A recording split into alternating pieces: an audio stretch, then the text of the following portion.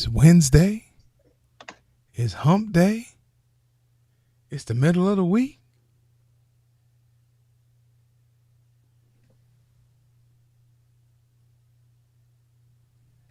It's time for us to get this show going.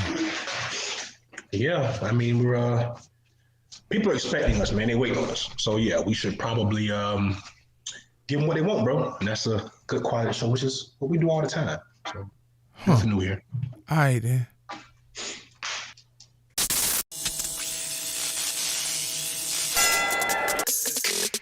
It can stay in the 30s. I'm good with it. 20s, 30s.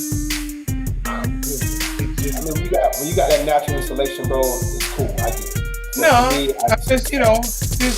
Real men come from the north, so we can deal with. Oh, there we go. Okay, there we go. That sums it all up. Let's we can deal with the cold.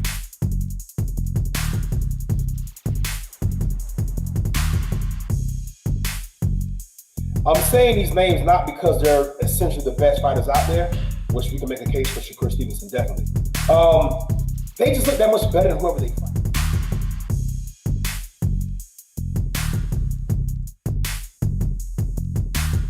I think he might want to keep this thing on the feet and stay any way possible. Stay away from that guillotine choke. He was squeezing Buddy's face in the last fight and put him out. Come on, dog. Let's fight. Welcome to the Fighter Share Report. My daughter was serious about that thing when she said, "Come on, dog, let's fight." I mean, she got that. And she was good too, because I think that she was really ready to bump at that moment. I thought she put her hands up, bro. So she was. She has no problem laying hands. She has no problem with that. She get it honest though. Know who her mama is? Yeah. I was gonna say yes, her mama. Just but that's a good thing. I know if a fight jumps off, I know her mama can wrangle up some people, men or women. So I ain't got to worry about that. Wrangle them up. I like that. Yeah. So I just got to worry on focus on who I'm fighting. I ain't got to worry about nobody else. That sounds about right. It's a good thing. I mean, that's a match made somewhere. Sound like a saloon, but hey, look, we got boxing on tap tonight, baby. Boxing on tap tonight, and the women are going to let the leather fly. So I'm excited about this. I know you're not, but I'm excited about this. I want to see Amanda Serrano down in Puerto Rico against Daniela Bermudez. Yes, I'm looking forward to this. And I don't care what you say. Somebody that I know who gives me grief a lot says my Spanish pronunciations are on par. So I ain't worried about what you say and your hatenism. Hatenism. I can see that being the thing, but listen here, bro. I'm hyped just like you for this fight. You convinced me, right? So I dove into social media and I started looking. I already knew who Amanda Serrano was, but I was looking at her opponent. Bro, these women have been kicking butt like the last few years. Like it's been a long time since either one of them had tasted defeat. Yeah. Unfortunately, that's gonna come to an end tonight.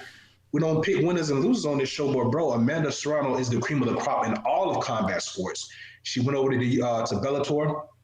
If is that correct, right? She was in Bellator, right?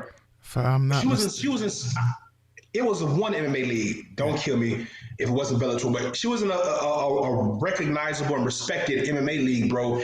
And she did her thing there. Now she's back in the ring where she's just been, pretty much unbeatable. If that's, if you kind of put it out there. I mean, she's been running through everybody, bro. I'm hyped. She's a former cop. This is all a good feel-good story, man. Either woman that wins tonight is going to come out shinier than they went in, but bro, Amanda Serrano's the goods, bro. She's the goods. She is the goods, and she's at a level that other people are trying to get to. Unfortunately, not many women boxers are household names like they should be. But she's working at it, and she's doing what she can to build her brand. And I appreciate watching her fight. That's what I will say is I appreciate watching her fight. So it's going to be on tonight at 9:00. It's on the NBC Sports Network.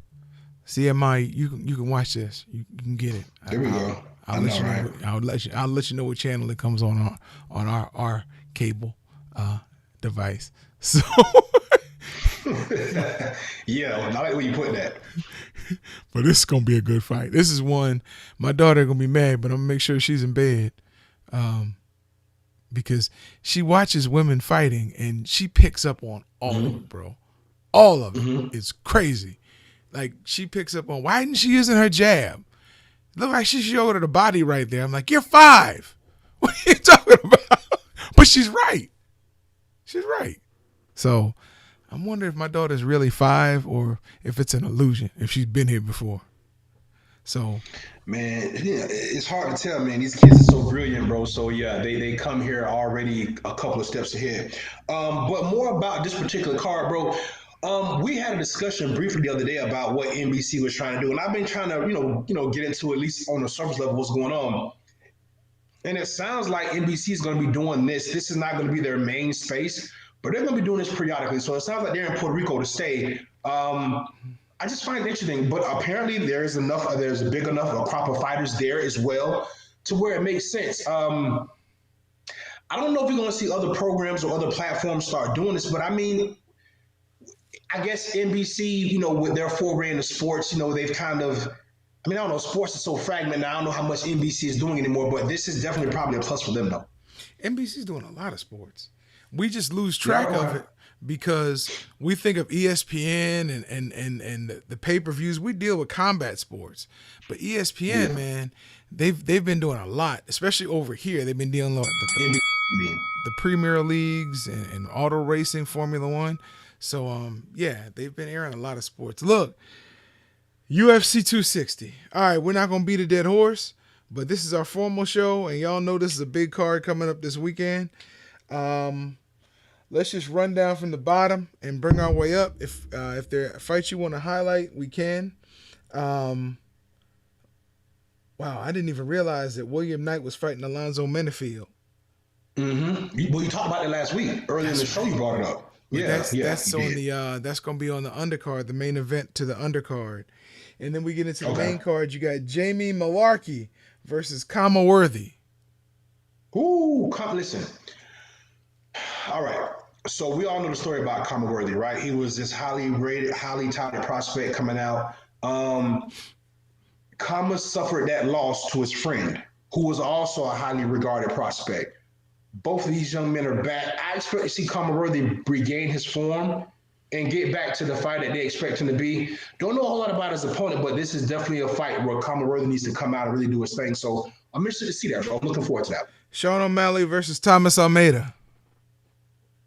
Yeah, we didn't say much about this one, bro. Sean O'Malley, up until that injury, that break. Chimaev, he was the talk of the town in the UFC. He was the next new shiny penny that Dana White was gonna need to help kind of transcend the sport. Then he goes out against a grizzled vet and gets hurt, injured, and then subsequently loses the fight.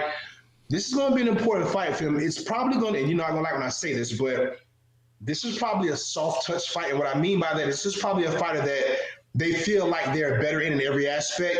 Coming off of an injury, they want to get him in and want him to look good, but they don't want to overwhelm him right now. So this should be a good fight for O'Malley. Have you seen Thomas Almeida fight?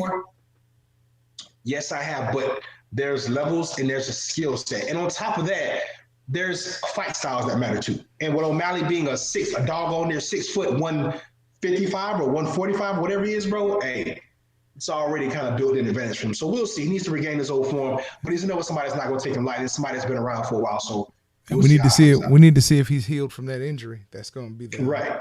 All right. So we got Jillian Robertson versus Miranda Maverick. Boy, both of these ladies have been around for a long time. Bro, something tells me this fight wasn't on the main card earlier. Because your boy got scrapped. Remember, Volkanovski. Yeah. Okay. Yeah. Okay. That fight got scrapped. Right. Okay. Yeah, you got two vets here. I don't know. It's just so hard with women. Well, in all sports, but especially women's MMA because they're so top heavy. right? So I don't know if any of these women are gonna, we're gonna look at them and say, hey, a win's gonna really propel them up into contention. These women are tough. I've seen Jillian more than I've seen of the other lady, but I don't know, bro. We're just hoping for a good fight. We're gonna get a good fight because I've seen Miranda Maverick. Yeah, well, I've seen both of them. Yeah, and they're both vets. So yeah, but I don't think we expect either one of these ladies to make noise in the division though. And then for the co-main, you got the Who Cares match. You got Tyron Woodley versus Vicente Luke. We care, bro, because we want to know if this is over. We're gonna find more about Tyron Woodley. I feel we already know, but we're gonna confirm more about Tyron Woodley after this one. Yeah. So we care because we want to see how this train wreck ends. And look, you had Stipe Miocic versus Francis Ngannou. Francis Ngannou was on ESPN doing an interview today. Francis said not much has changed since the first fight. He just knows a lot more. Yeah, and that's what I talked about when we broke it down the other day. We talked about experience, and that's what he's really meaning to say. Look, I done been kicked a punch a lot in the last 5 years. I kind of know looking at now. Maybe I got a little bit better eye of what I'm doing. Again, we knew that Ngannou wasn't going to change styles. He's still going to be who he is, and guess what? So is Stipe Miocic. So if he can't find him, if he can't get that jab working, if he can't be composed, if he can't challenge a lot more of those takedowns, could possibly end the same way he did the first time. Yeah, I'm probably going to watch it. Unless I fall asleep during that Tyron Woodley fight, that could possibly happen. You ain't falling asleep. But if I could stay awake, I'll watch that fight. Okay. I'll make sure I'll look out for your text message after somebody get knocked out. I'll leave the alcohol alone before that fight because that would surely put you to sleep. Listen, they're not carrying this on local news, but it's all over the internet. An exodus from USF men's basketball team. You have up to right now, I think it's at 6 players who have hit the transfer portal. Oh wow, really? Yeah. But you won't find this on local news. The reason being, USF assistant men's head coach, what's Herron? Herrion. I'm trying to think of his first name. He has been accused of making a good amount of racially insensitive comments. And the head coach, Brent Gregory, is now under investigation because he never reported nor disciplined him for doing so. Wait, whoa. Yeah. Say it again. Yeah. His assistant coach, and I'm looking for his first name, but his last name is Herrion, Herrion. He's the assistant head basketball coach for the men, has been accused of making racially charged comments. Yeah, and the head coach, Brent Gregory, is under investigation now because he never disciplined nor reported the comments. So now you got at least 6 players right now who have hit the transfer portal. And this is not good, bro. And this is not good on a few levels. One, my alma mater, your alma mater, we don't need any more, I guess, issues to slow down whatever we're trying to progress here as a sports program. Football is trying to get back to whatever they were before they were just absolutely terrible. Women's basketball has only been our only bright spot. They suffered a tough loss yesterday. I watched part of that game. Bro, I don't know what's going on with the USF men's basketball program, but I mentioned this, I think, to you the other day. Ever since we lost Seth Greenberg, we kind of haven't been the same. We've had a few glimpses here and there of being competitive, but bro, it can be said that UCF now has the better men's basketball program as well. We pretty much run that for the last decade plus. They're better than us in football and now men's basketball. Bro, I don't know what's happening, but the new president, whatever his name is, because I only remember Judy Genshaw, whatever his name is, he needs to step in and make something happen here. Because if not, this is going to be a lot harder to recover from, because as you and I both know, unlike football, basketball, you only get so many good recruits. And after that, you kind of just trying to fill spots. So I don't know, bro. This is all bad for us. This would have never happened under Betty Castor either. When she was the president, this would have never happened. She would have dealt with it head on. And mind you, this is when Greenberg came in because we had just got rid of Bobby Pascal. They would have had to atone for this. They would have had to answer for this, and then she would have made quick, decisive decisions and held her athletic director accountable, because the athletic director says that he hasn't heard of any of these reports. Rivals.com, DraftKings, all these people are reporting it, but the athletic director is currently saying, well, I haven't been made aware of these. Okay, so we're going to pass the buck down again, because Brent Gregory is under investigation for not reporting it and not disciplining his assistant head coach. It's a horrible spot on USF. And you know where I got more of the information? The Oracle. I looked at the Oracle online, which is the USF student newspaper, and they're covering it. I mean, they're covering it from soup to nuts. So, but even when I was at USF, the Oracle covered things more in depth than the Times and the Tribune, because all they were dealing with was USF news. Right. But yeah, it was disturbing when a buddy of mine let me know night before last. He was like, dude, did you hear what's going on at USF? I'm like, no. But I wasn't going to bring it up until I had at least some documentation. But yeah, it's all over social media. I'm seeing it on Instagram, on Facebook, but not on Channel 8. What's going on, Channel 8? I'm calling you out. Man. So it's sad, but it's your 2 minutes. All out. Yep, so here comes my marathon for the day. Listen, I was trying to figure out what to talk about, and it hit me. It makes sense, right? Survival, right? When are we going to get back to normal? And I got the answer. Knowing the answer is, we're going to get back to normal sometime in May. And it's going to happen in this town called Dallas, Texas. And what's going to happen in Dallas, Texas will be something the rest of the world won't be ready for. That's going to be one of the biggest arenas in the world, or at least in America for that matter, will be packed with 60,000 plus rabid boxing fans in attendance to watch one of the biggest stars in all sports, but especially boxing, Canelo Alvarez, as he fights a very worthy and game opponent, Billy Joe Saunders. Now, if the fight is up to the hype, who knows? We all know that Canelo's the best fighter in the world. I think me and you both agree on that. Billy Joe Saunders is a worthy opponent, so it should be a good fight.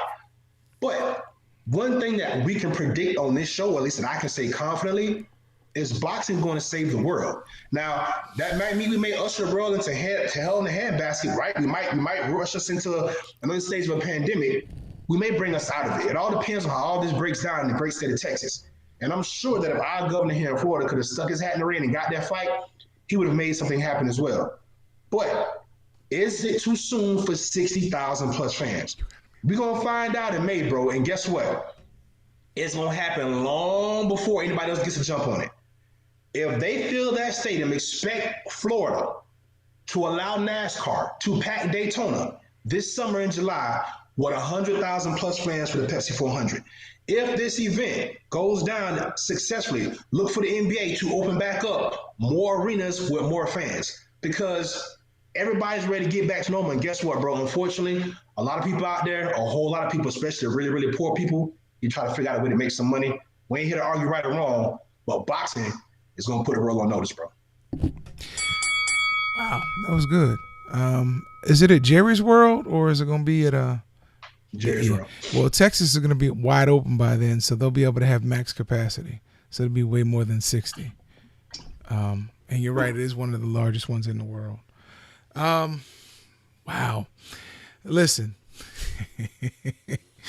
when I was thinking about what to talk about for my 2 minutes, the only thing that kept popping into my head was the pandemic, the vaccine, the shooting in Colorado, how these all seem to tie together.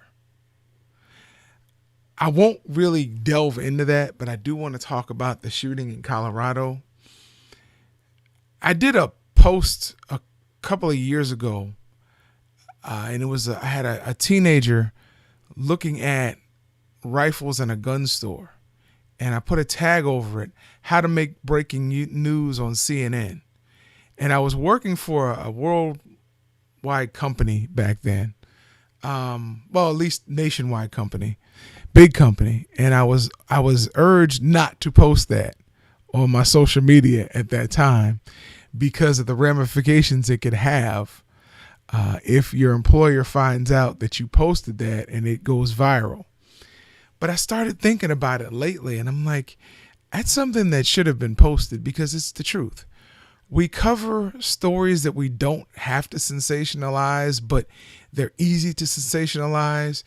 We make superstars out of villains, and every police officer who rightly should, be honored for their service. But we tell the same story for every police officer. I'll get into it more tomorrow. I let my 2 minutes expire. I'll get into that more tomorrow on our Let's Reform show. But I do want to give a shout out to the officer who was killed in Colorado and his wife and his 7 children. So that's a rough one. But I did have something I wanted to get into, and I just took too long building up to it. Look, don't forget Amanda Serrano tonight, NBC Sports. Yeah. It's going to be a good fight. Into that. And, what's the start time of that? 9 o'clock. 8? 9 o'clock Eastern time. Shout out to Tierra Brown. Still waiting to find out if you're going to bear up. Oh, yeah, for sure. That's interesting, bro. Yeah. Shout out to Miss Raquel Miller. How is she, by the way? Last time I heard from her, she's healing. Okay, cool. She's healing. That's all you can ask for. But my prayers are still with you. Listen, shout out to my mom, my daughter, my wife, my pops, Miss Darlene. Shout out to Fighters Share Nation. All right, bro.